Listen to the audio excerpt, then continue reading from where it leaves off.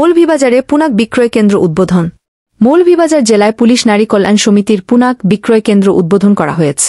আজ 18 মে দুপুরে পুলিশ নারী কল্যাণ সমিতির পুনাক সভানেত্রী ডাক্তার তৈজবা মুশাররাত জাহা চৌধুরী বিক্রয় কেন্দ্র উদ্বোধন করেন। এ সময় আরও উপস্থিত ছিলেন সিলেট রেঞ্জ পুনাকের উপদেষ্টা রোকেয়া খাতুন এবং মৌলভীবাজার জেলা পুনাকের সভানেত্রী মোছাম্মদ শারমিন আক্তার বানু প্রমুখ।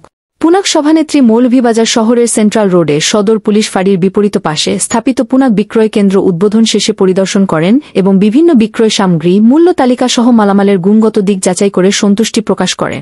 পুনাক বিক্রয় কেন্দ্রে নারীদের শাড়ি, থ্রি-পিস, গহনা, চাদর, মাটির তৈজসপত্র, শোপিস সহ বিভিন্ন দ্রব্য পাওয়া যাবে। পুনাক বিক্রয় কেন্দ্র উদ্বোধনের পাশাপাশি মৌলভীবাজার পুলিশ ক্লাবের দোতলায় পুনাক অফিসও উদ্বোধন করেন পুনাক সভানেত্রী ডাক্তার তৈজবা মুশাররাত জাহা চৌধুরী। পুনাক সভানেত্রী মৌলভীবাজার জেলার পুনাক নেত্রীদের সাথে পরিচিত হন এবং মৌলভীবাজার পুনাক বিক্রয় কেন্দ্রের যাত্রা শুরু করার জন্য মৌলভীবাজার জেলা পুনাক সভানেত্রীকে সাধুবাদ জানা। এদিন বিকেলে মৌলভীবাজার জেলা পুলিশ লাইন্সের নতুন নারী ব্যারাকের অডিটোরিয়ামে জেলার 7 উপজেলার 7 জন নারীরে 7টি সেলাই মেশিন বিতরণ করা হয়। পুনাক সভানেত্রী ডাক্তার তৈজবা মুশাররাত জাহা চৌধুরী প্রধান অতিথি হিসেবে উপস্থিত থেকে সেলাই মেশিন বিতরণ করেন। মৌলভীবাজার জেলা পুনাকের সভানেত্রী মোছাম্মদ শারমিন আক্তার বানুর সভাপতিত্বে বিশেষ অতিথি হিসেবে উপস্থিত ছিলেন সিলেট রেঞ্জ পুনাকের উপদেষ্টা রোকেয়া খাতুন।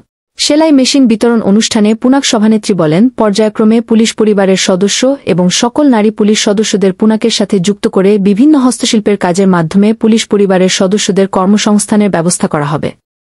এরপর পুলিশ লাইন্স প্রাঙ্গণে বৃক্ষরোপণের মাধ্যমে পুনাকের আজকের কার্যক্রম সমাপ্ত হয়।